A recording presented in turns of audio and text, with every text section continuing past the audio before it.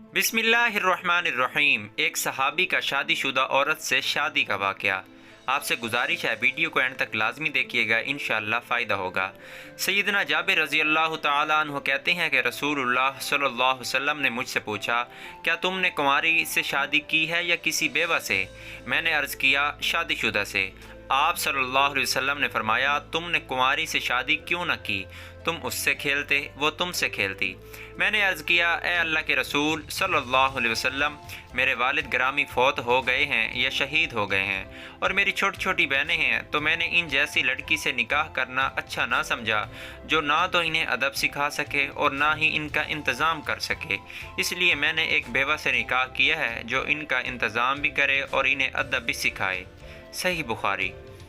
देगर हाजात की तकमील के साथ तरबियत की गर्ज से भी किसी संजीदा औरत को चुना जा सकता है। इंतज़ाम में इनका खाना पीना और मुनासिब देखभाल शामिल है, यानी मर्द की कमाई से इन कामों को सर अंजाम दिया जाना। गैर आगाह को आदाब से आगाही देते हुए कई बार नामुनासिब रिएक्शन का आना मुमकिन है।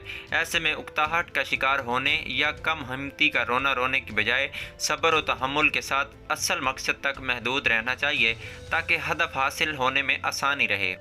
औरत के इंतखाब के प्रोसेस में मर्द को चाहिए कि वह मुकम्मल दियानत के साथ अपने घर की तरतीब और इन तमाम मकासद को वाज़े करे जो वो चाहता है कि निकाह के बाद इसे हासिल हों, ताकि बाद में बदमज़गी के लिए गुंजाइश ना रहे।